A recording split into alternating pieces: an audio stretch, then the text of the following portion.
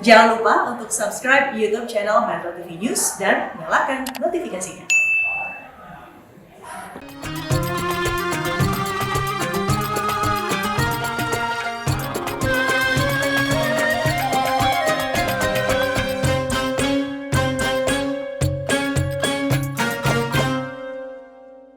أعوذ بالله من الشيطان الرجيم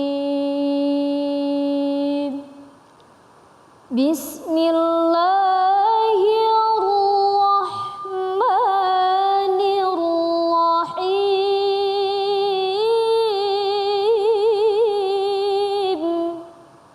ومن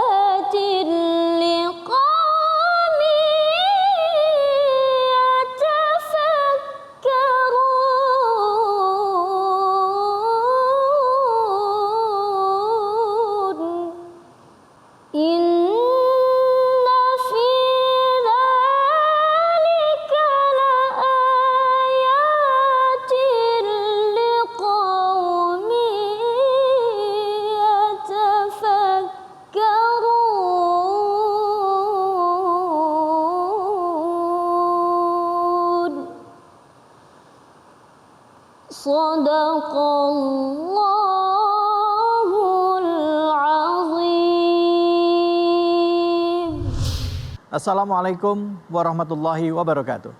Alhamdulillahirrabbilalamin. Assalatu wassalamu ala asrafil anbiya wa mursalin Sayyidina Muhammadin wa ala alihi wa sahbihi ajma'in amma ba'du.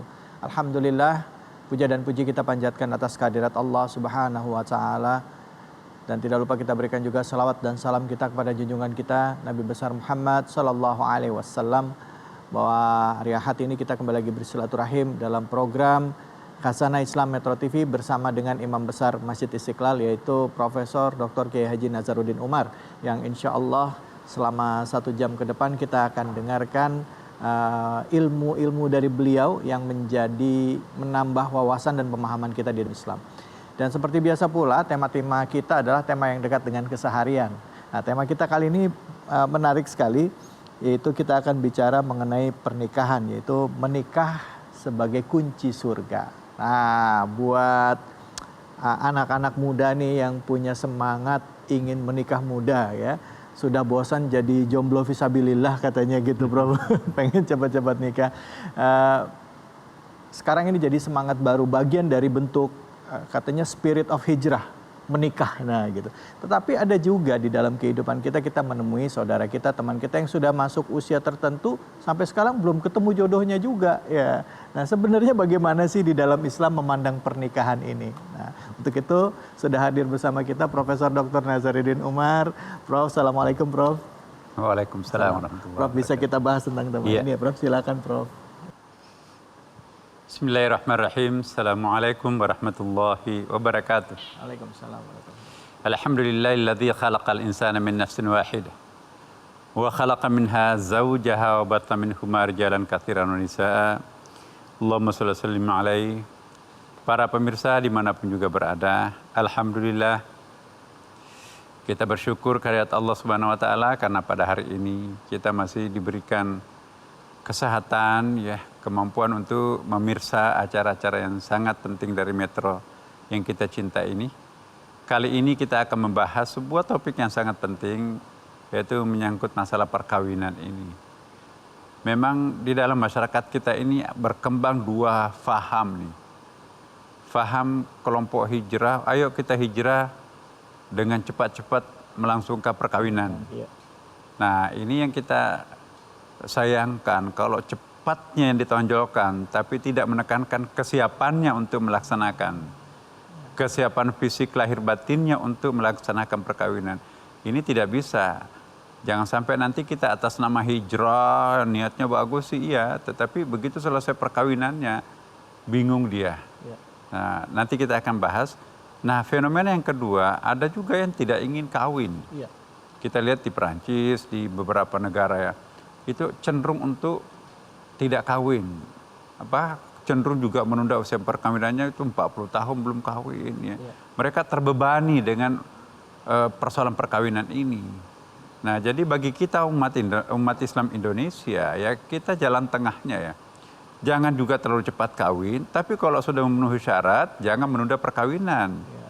Sebab perkawinan itu bisa jadi wajib kalau semua persyaratan kita sudah terpenuhi semuanya, dan itu berbahaya kalau kita tidak melakukan perkawinan, bisa melakukan perzinahan, maka itu wajib hukumnya untuk kawin. Nah, kita kembali kepada masalah perkawinan ini sebetulnya adalah kodrat. Perkawinan itu idealnya itu, dan memang Allah menciptakan makhluknya itu idealnya berpasang-pasangan. Dalam Al-Quran kan ada ayatnya itu, likulli syai'in khalaqna zawjaini. Segala sesuatu itu Allah menciptakan berpasang-pasangan. Jadi perkawinan itu bukan hanya anak manusia, mikrokosmos ini. Di dalam kitab-kitab kuning, terutama dalam kitab-kitab spiritual tasawuf itu, ada yang disebut dengan perkawinan makrokosmos. Apa yang dimaksud perkawinan makrokosmos? Ya, alam semesta ini juga kawin-mawin. Semua ciptaan Allah itu kodratnya berpasang-pasangan. Bukan cuma manusia yang kita nanti kenal sebagai makhluk mikrokosmos. Coba kita lihat burung-burung yang terbang di udara, itu selalu ada pasangannya kan. Bukan hanya itu, tumbuh-tumbuhan pun juga ada pasangannya kan.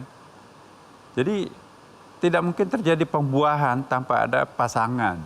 Nah, ini kita lihat bahwa betapa besar Masya Allah kekuasaan Allah. Bukan saja makhluk hidup seperti tumbuh-tumbuhan, burung, dan binatang.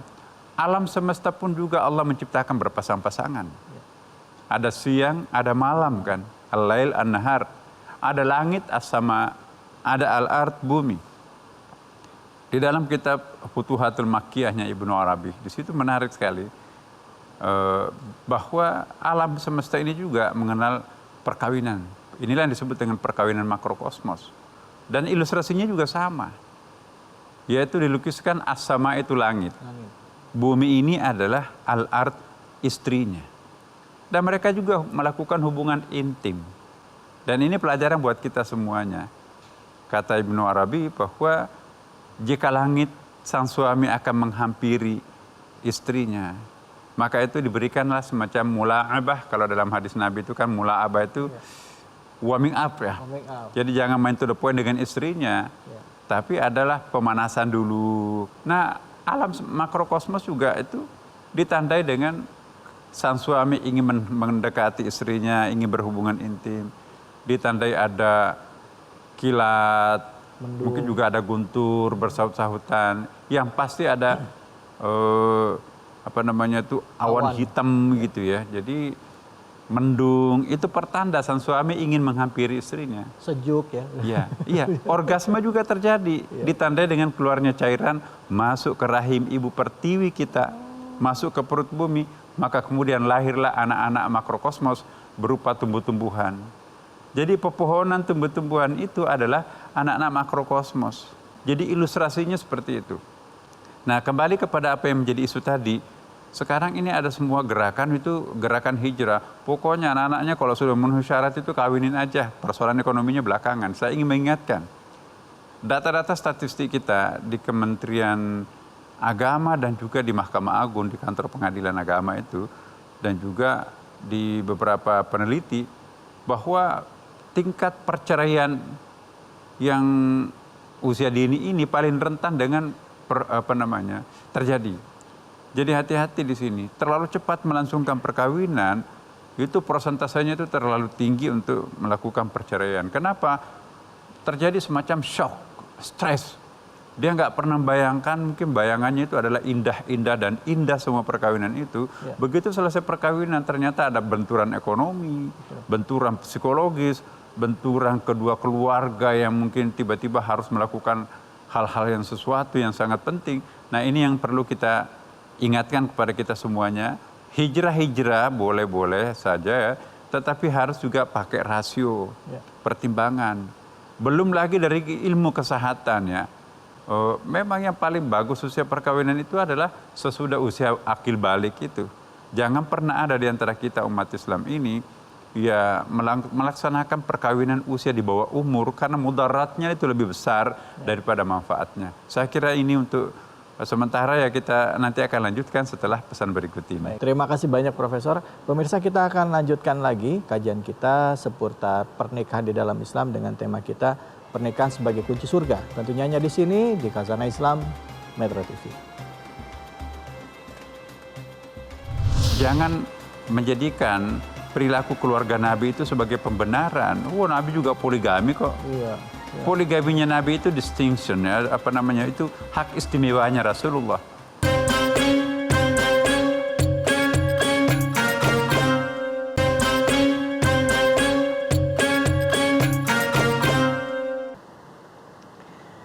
Ya, alhamdulillah buat Anda yang baru bergabung, tema kita adalah pernikahan sebagai kunci surga. Itu semua yang kita harapkan. Tapi ada orang yang melakukan pernikahan tapi pernikahannya itu tidak seperti surga, Prof. Isinya berantem, bertengkar, bahkan berakhir dengan perceraian. Gimana ini pernikahan ini supaya bisa menjadi surga? Prof, silakan dilanjutkan lagi. Iya. Para pemirsa ya, kita semua punya anggota keluarga. Mungkin juga sudah punya mantu, juga siap-siap untuk punya mantu ya. Sekali lagi, sosiologi perkawinan ya itu perlu kita pahami. Dan juga fiqh nikah, fikih perkawinan itu juga sama-sama pentingnya untuk kita pahami bersama. Jangan kita hanya melihat aspek nikmatnya, enaknya, indahnya sebuah perkawinan, tapi risiko sebuah perkawinan itu juga perlu kita jaga. Ini perkawinan ini bukan hanya urusan sampai di dunia saja. Ya. Idealnya kita kan bahagia, pinginnya sampai di akhirat ya kan. Maka itu saya ingin mengingatkan pada kita semuanya ya, bahwa hati-hati untuk urusan perkawinan ini bukan mainan ya. Apalagi nanti kalau berhubungan dengan masalah perceraian. Kata Rasulullah SAW, abghadul halali ilallah at-talaq. Sesuatu yang halal tapi paling dibenci Allah ialah perceraian. Saya ingin mengingatkan, ini bukan menakut-nakuti kita semuanya ya. Data-data di statistik itu menceritakan kepada kita, memaparkan kepada kita betapa suasana perkawinan sekarang ini cenderung, nggak tahu ya, perubahan sosial sekarang membuat masyarakat kita itu menjadi longgar ini. Hubungan kekeluargaan menjadi sangat longgar. Angka perceraian sekarang ini dari tahun ke tahun itu naik terus itu. Sekarang ini waktu saya masih di Kementerian Agama ya, itu sekitar 20%. Ya. Tapi ada kawan-kawan yang melakukan penelitian itu sudah naik sampai ke 30 sekian persen, hampir 40%. Ya. Jumlah orang kawin setiap tahun di Indonesia yaitu 1.200.000 orang. Berarti sekitar kali 2 itu kan laki perempuannya itu kan. Nah, yang bayangkan kalau 20% terjadi perceraian setiap tahun, berarti berapa itu? Taruhlah 1 juta misalnya orang kawin kali 20%. 24.000. Oh iya, berarti 10 orang kawin ya. Pasti di situ ada 8 orang yang langgeng, tapi 20%-nya yang nggak langgeng. Nah, yang menarik lagi data-data itu adalah perkawinan usia dini inilah yang paling banyak menyumbang perceraian. Ya, dalam statistik juga membuktikan bahwa pasangan usia muda, pasangan usia rumah tangga muda ini 0 sampai 5 tahun menyumbang perceraian itu sampai 80%. Iya kan? Jadi kalau sudah orang berumur 5 tahun, itu sudah mulai ke rumah tangganya itu stabil. Ya, jadi yang perlu kita cermati, waspadai, perkawinan 1 sampai 5 tahun. Kalau sudah sampai lewat 5 tahun, insya Allah stabil perkawinan itu. Walaupun terjadi perceraian kemudian hari, tetapi itu betul-betul sesuatu yang sangat parah. Yang terjadi sekarang ini justru perceraian itu terjadi ketika usia rumah tangganya itu baru seumur 5 tahun ke bawah ya kan. Resikonya banyak. Anak-anaknya masih kecil kan. Ya. jandanya juga masih muda dan segala resikonya kan. Ya. Dan ya itulah saya ingatkan betul bahwa hati-hati, perkawinan usia dini belum waktunya, belum matang, apalagi belum punya pekerjaan, belum punya sumber ekonomi, masih mengandalkan orang tuanya. Ya jangan terlalu cepat kawin lah. Persiapan rahim juga seorang perempuan itu kan belum mapan kalau masih SMA kok sudah mau kawin gitu kan. Dengan alasan agama ini juga, ya memang kalau kita lihat hadis Nabi itu ya Aisyah kawin masih kecil sekali kan. Dalam riwayat itu disebutkan, bahkan ada yang mengatakan 6 tahun. Tapi jangan lupa bahwa hadis Nabi itu mengatakan bahwa memang usianya, di usia perkawinan Nabi dengan Aisyah itu dini, tapi digaulinya justru pada saat sudah matang. Ya, dan menjadi janda ketika 17 tahun kan. Jadi saya ingatkan kepada kita semuanya, jangan menjadikan perilaku keluarga Nabi itu sebagai pembenaran. Nabi juga poligami kok. Iya. Poligaminya Nabi itu distinction ya, itu hak istimewanya Rasulullah. Istrinya Nabi kan lebih dari 4 ya. Kalau mau mengikuti Nabi totalitas ya 9. Nah bagi kita kan nggak boleh. Maksimum 4 itu pun juga pintu darurat ya kan. Nah saya ingin mengingatkan kepada kita ya bahwa persoalan perkawinan itu bukan persoalan main-main ya kan. Ini persoalan seumur hidup, ini persoalan sampai di akhirat ini. Jadi saya menghimbau kepada kita semuanya, seluruh calon pengantin ini harus kuatkan agamanya dulu. Bukan hanya materinya, bukan hanya dari segi ilmunya saja, tetapi semuanya juga harus dipersiapkan. Kita tidak ingin menjadi persoalan di kemudian hari. Saya ingin bayangkan bahwa Al-Quran itu sedikit sekali berbicara tentang negara, sedikit bicara tentang masyarakat. Yang paling banyak dibicarakan Al-Quran itu ialah urusan rumah tangga, al-walu syahsiyah. Karena tidak mungkin kita bisa menciptakan suatu negara ideal di atas rumah tangga berantakan. Rumah tangga berantakan itu akan berkontribusi terhadap buruknya kualitas sebuah negara, buruknya kualitas sebuah masyarakat. Tapi sebaliknya, kalau keluarga itu utuh, keluarga itu solid, keluarga itu ideal, insya Allah bisa dipastikan negara itu juga insya Allah akan bagus ya kan. Nah inilah rahasianya mengapa Al-Quran lebih menekankan pentingnya keluarga daripada untuk membicarakan sebuah urusan negara dan masyarakat. Nah ini fondasinya. Fondasi itu adalah keluarga. Kalau keluarga ini oke, maka insya Allah negara itu nanti akan gampang di-manage. Kenapa? Rumah tangga mereka itu adalah bagus. Baiti jannati, rumahku surgaku, itu yang kita harapkan. Masya Allah. Saya kira cukup. Baik, silahkan duduk Prof. Alhamdulillah hari ini kita dapat pencerahan yang luar biasa. Setiap orang berharap rumah tangganya menjadi rumah tangga yang sakinah, mawadah, warahmah. Tapi memang tidak sedikit juga yang mengalami seperti yang disampaikan oleh Profesor tadi, bahwa mengawali rumah tangganya dia pikir akan bahagia, tapi yang dia dapati malah sebuah realita yang tidak sesuai ekspektasi atau tidak sesuai harapan. Akhirnya berakhir dengan perceraian. Semoga kita bisa belajar menjadi hamba Allah yang lebih baik lagi, dan menjadi suami juga harus belajar dari suami yang baik, istri jadi istri yang baik. Ada yang mengatakan, Prof, katanya rumah tangga itu sebenarnya kuncinya yang paling utama ada di suami, harus imam yang baik. Itu gimana Prof? Kalau anggapan seperti itu Prof? Ya suami istri lah. Perkawinan itu kan laki perempuan, jadi dua-duanya harus imadul bilad itu, tiang negara, tiang agama, tiang negara terutama. Jadi perkawinan utuh insya Allah akan berkontribusi dengan ketenangan batin juga. Ya kalau rumah tangganya berantakan, bagaimana bisa khusyuk dalam salat? Terima kasih banyak Prof ilmunya hari ini. Seperti yang disampaikan oleh Profesor tadi, bahwa di dalam pernikahan itu bukan hanya niat yang diperlukan, tetapi juga kesiapan lahir dan batin. Karena pernikahan akan menjadi ibadah jika kita niatkan karena Allah, dan kita melaksanakan dengan sungguh-sungguh keseriusan kita untuk memperbaiki diri kita dan juga menjaga keluarga kita sehingga menjadi keluarga sakinah, mawaddah warahmah. Tidak hanya suami, tapi juga istri. Begitu ya Prof ya. Baik Prof, izin minum kopi dulu sebentar Prof. Izin. Bismillahirrahmanirrahim. Alhamdulillah. Luak hitam baru, tidak kemanisan, mantap. Beli 1 gratis 1. Jangan sampai kehabisan.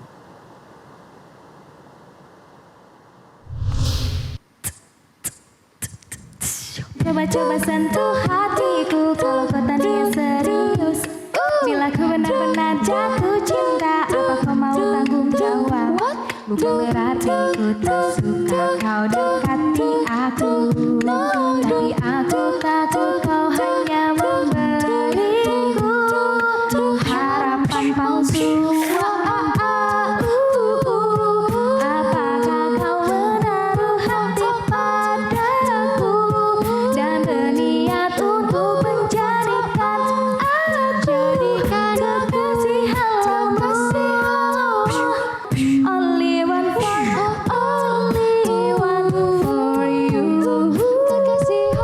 Jaga kehormatan suaminya, dia tidak bermain curang di belakang suaminya.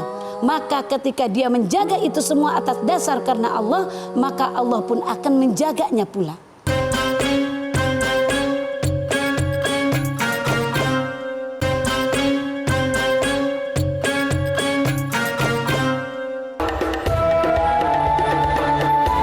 Bukan hanya mempersatukan dua insan, namun juga dua keluarga yang berbeda asal-usulnya. Itulah menikah.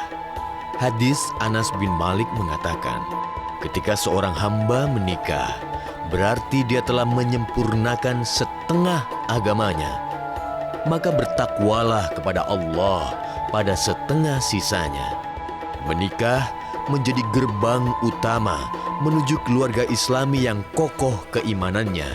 Untuk itu, kita mulai dari menjadi calon orang tua yang senantiasa bertakwa kepada Allah, menjadi calon ayah dan ibu yang taat beragama agar memiliki keturunan yang soleh dan soleha. Inilah mengapa menikah sangat utama dan mulia. Segala hal baik yang dilakukan akan berbuah pahala dan surga menjadi ganjarannya. Ya, alhamdulillahirabbil alamin, kita kembali lagi di Khazanah Islam Metro TV. Tadi kita sudah menyaksikan VT di mana di situ kelihatan anak-anak muda yang menikah, ya kan? Usia muda sudah menikah. Ya, tadi dikatakan oleh Profesor Nazaruddin Umar kalau bisa menikah itu di usia yang pas, ya kan? Menikah bukan lihat dari usianya saja tetapi juga dilihat dari kesiapannya, kesiapan lahir dan batin. Nah, untuk kajian selanjutnya sudah hadir bersama kita guru kita Bunda Iva. Assalamualaikum warahmatullahi wabarakatuh, Bunda. Waalaikumsalam warahmatullahi wabarakatuh. Gimana kabar? Alhamdulillah baik, Bunda. Bicara pernikahan tadi dari sudut pandang Profesor sudah disampaikan. Nah, sekarang dari sudut pandang Bunda ini, Bunda. Sekarang kan anak-anak muda banyak yang pengen menikah nih. Jadi istilahnya itu tadi saya sempat sebut juga jomblo visabilillah, pengen buru-buru nikah.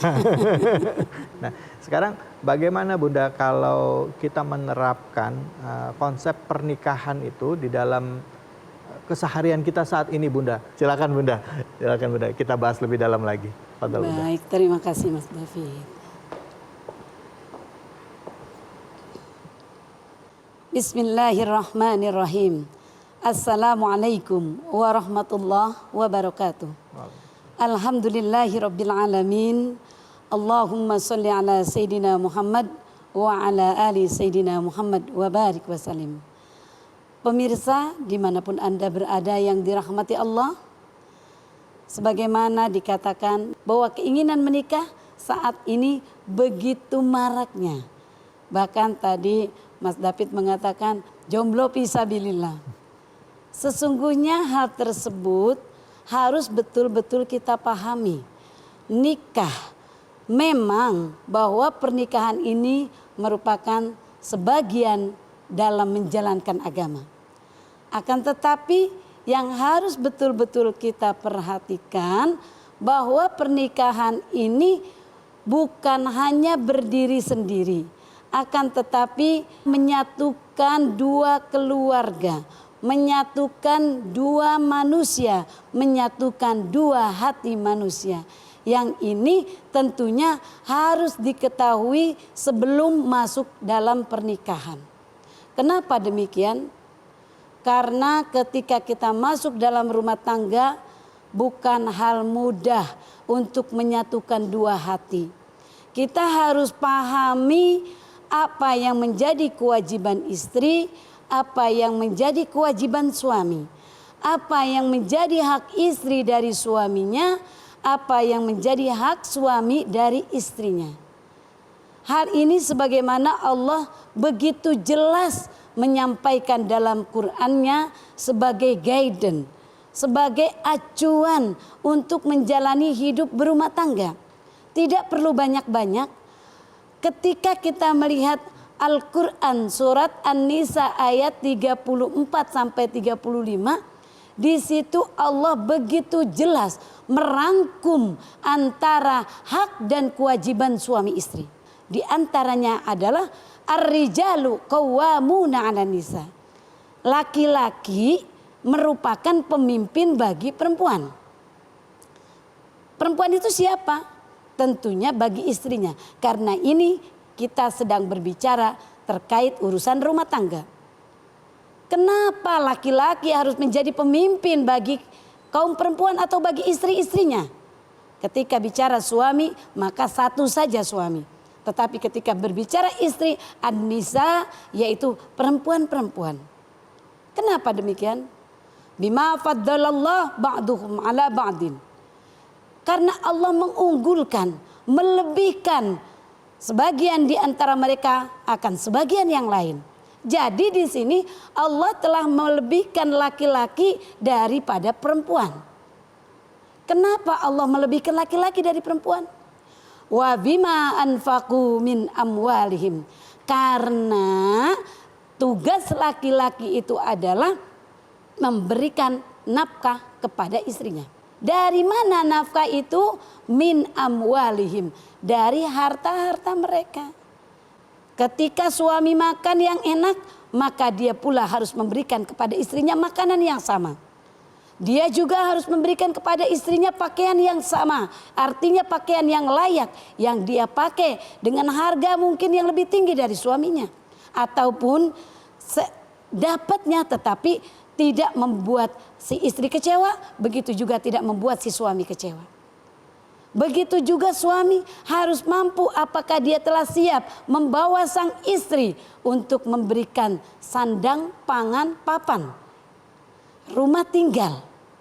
Ketika rumah tinggal sudah ada ataupun rumah tinggal masih jauh sekali dari harapan, maka si suami ini harus berpikir ulang. Karena itulah wa'ashiruhunna bil ma'ruf. Kewajiban seorang suami kepada istrinya adalah pergauli istrinya dengan cara yang baik. Kemudian di sini juga Allah sebutkan fasolihatu qanitatun hafizatun lil ghaib bima hafizallah. Allah rangkaikan, Allah rangkum, maka istri yang solihat, perempuan yang soleh, siapa dia? Dia yang taat kepada Allah, taat kepada suaminya. Dia jaga apa yang menjadi milik suaminya ketika suami tidak ada di rumah. Jaga kehormatan suaminya. Dia tidak bermain curang di belakang suaminya. Maka ketika dia menjaga itu semua atas dasar karena Allah, maka Allah pun akan menjaganya pula. Karenanya ketika si istri ini sudah taat pada Allah, taat kepada suami, kemudian suami meninggalkannya untuk pergi kerja mencari nafkah, maka kata Allah, jika kamu meninggalkan istrimu dan kamu khawatir dia durhaka kepada kamu, dia membangkang kepada kamu, dia mengkhianati kamu, maka berikanlah pelajaran, berikanlah nasihat dengan cara yang baik kepada istri, dengan cara yang santun, ataupun jangan main gertak. Kemudian nasihat tidak mampu, nasihat tidak digubris, maka fahjuruhunna fil madaji. Pisah tempat tidur. Jadi jangan tidur bersama lagi untuk beberapa waktu. Untuk apa? Memberikan pendidikan. Ketika dinasehati tidak bisa oleh suami, dipisahkan tempat tidur pun tidak bisa oleh suami, maka langkah terakhir fadribuhunna, kata Allah. Pukul, boleh mukul istri? Boleh. Dengan catatan jangan berikan pukulan yang mencelakakan si istri. Artinya boleh dipukul untuk memberikan pelajaran, tetapi jangan sampai si istri cedera gara-gara dipukul oleh suami. Akan tetapi kata Allah, jika istrimu itu nusuj, istrimu itu durhaka kepada kamu, kemudian dia dinasehatin, kemudian dipisahkan tempat tidurnya, dia dipukul, kemudian setelah itu dia kembali baik, mentaati kamu, mentaati Allah, dan tidak durhaka lagi kepada kamu, dia taat sepenuhnya kepada kamu, maka fala tabghu alaihinna sabila. Janganlah kamu wahai suami mencari-cari kesalahan istri tersebut. Ini yang menjadi pegangan mutlak ajaran Allah yang Allah sampaikan dalam Qur'annya. Jika kita pegang ini, insya Allah kehidupan rumah tangga sejalan, seirama, sakinah, mawaddah, warahmah. Masya Allah. Baik, terima kasih banyak Bunda Iva. Kita akan lanjutkan lagi ya. Hak antara suami dan istri harus dijaga.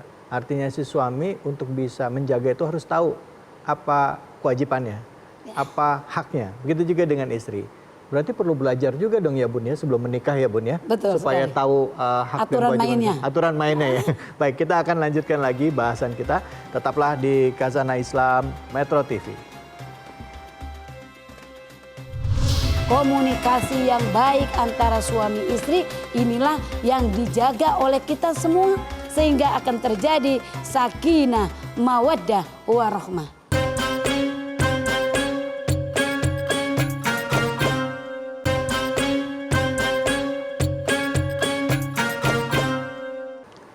Ya pemirsa Metro TV dimanapun saja Anda berada, kita kembali lagi di Khazanah Islam Metro TV dan bicara mengenai pernikahan, kunci dari sebuah pernikahan itu antara suami istri adalah komunikasi. Ya, sebagian besar kegagalan sebuah pernikahan adalah karena gagalnya komunikasi dan juga yang pertama juga diantaranya adalah kurang fahamnya hak dan kewajiban masing-masing. Nah, untuk itu di segmen terakhir ini kita akan bahas lebih dalam bersama dengan Bunda Iva mengenai bagaimana sih sebenarnya adab berhubungan di dalam suami istri berdasarkan tuntunan Islam. Silakan Bunda. Baik, terima kasih Mas David. Pemirsa yang dirahmati Allah, kita kembali kepada kewajiban suami istri. Untuk langgengnya rumah tangga memang satu sama lain harus betul-betul saling memahami, saling mengetahui hak dan kewajibannya. Salah satu yang harus dipahami dalam rumah tangga itu adalah jadikan rumah tangga ini, suami istri ini bukan di depan dan di belakang. Kita sering mendengar ketika kita akan datang kepada orang yang resepsi pernikahan ataupun keundangan, maka kita melihat bahwa ada pengantin laki-laki dan perempuan itu bersanding. Kita menyebutnya dua pengantin ini laki dan perempuan sedang bersanding. Itu artinya duduk dalam posisi yang sama di kanan dan di kiri. Bukan di belakang, di depan. Mungkin suami di depan, istri di belakang. Ataupun sebaliknya, istri di depan, suami di belakang. Tidak seperti itu. Karenanya dia sejajar duduk bersanding. Karena apa? Ketika sudah demikian, maka harus satu sama lain mengetahui haknya. Suami menjadikan istri sebagai temannya, istri menjadikan suami sebagai temannya pula. Hal ini yang tadi di depan saya sampaikan, wa ashiruhunna bil ma'ruf. Suami istri ini dalam pergaulannya dengan cara yang baik. Suami menggauli istrinya, berkomunikasi dengan istrinya dengan cara yang baik. Begitu juga istri terhadap suaminya dengan cara yang santun pula. Kita tahu bagaimana Rasulullah Shallallahu Alaihi Wasallam khatamul anbiya wal mursalin begitu menghormati para istri-istrinya, begitu sayang pada istri-istrinya. Bahkan saking sayangnya dan cintanya beliau panggilnya bukan dengan sebutan wahai Aisyah, tapi dalam panggilan sehari-hari beliau panggil istrinya dengan sebutan Humairah. Itu artinya menunjukkan betapa romantisnya Rasulullah kepada istri-istrinya. Kenapa demikian? Ini tujuannya untuk mengajarkan kepada generasi umat Muhammad Sallallahu Alaihi Wasallam.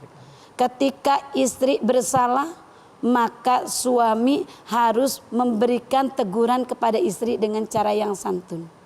Ketika suami mampu menegur istrinya dengan cara yang baik, padahal istri salah, Tapi suami jangan menegurnya ataupun memberitahunya, sayang, coba kita duduk bareng.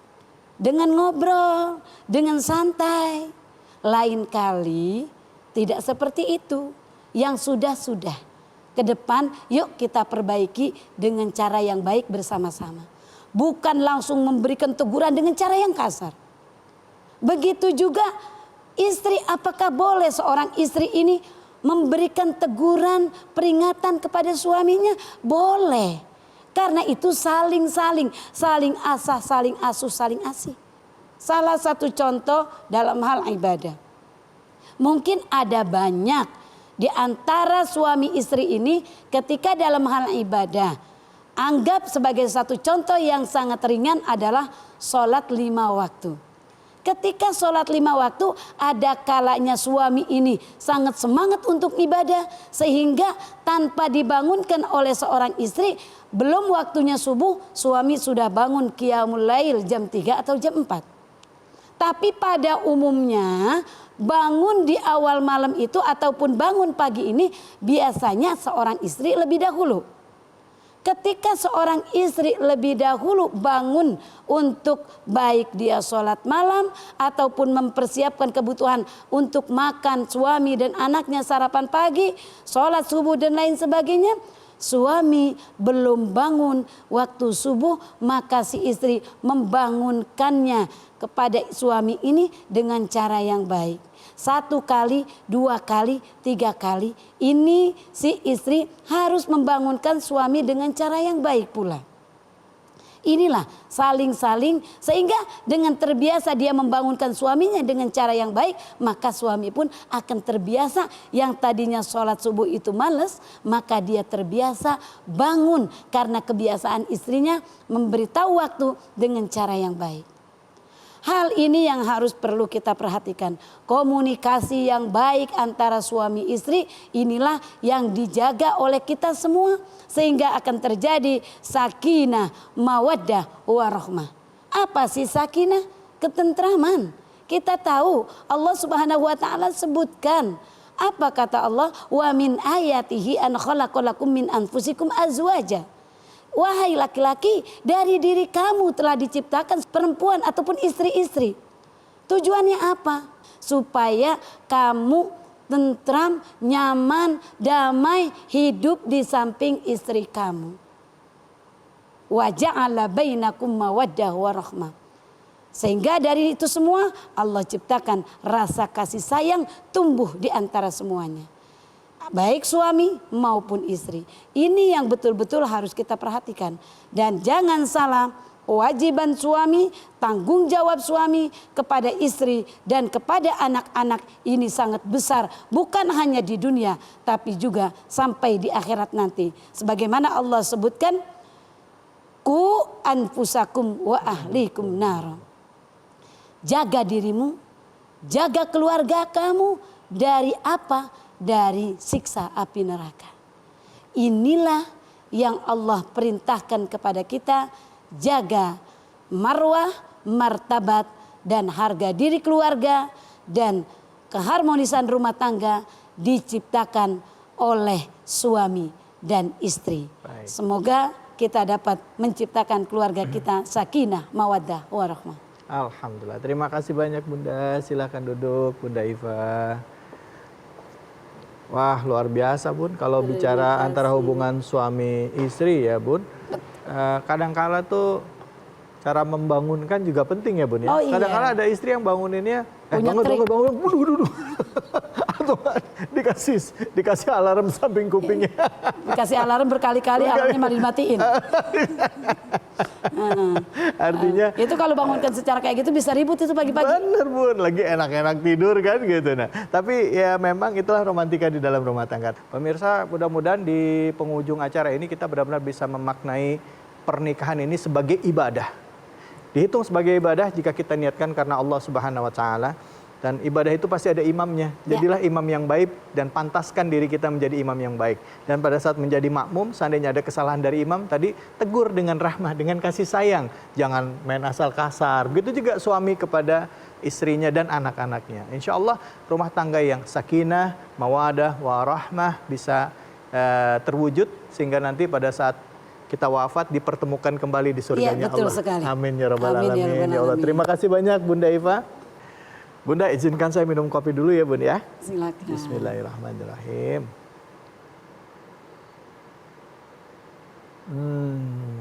Alhamdulillah. Luwak hitam baru, tidak kemanisan, mantap. Beli satu, gratis satu. Jangan sampai kehabisan. Wabillahi taufiq wal hidayah. Assalamualaikum warahmatullahi wabarakatuh.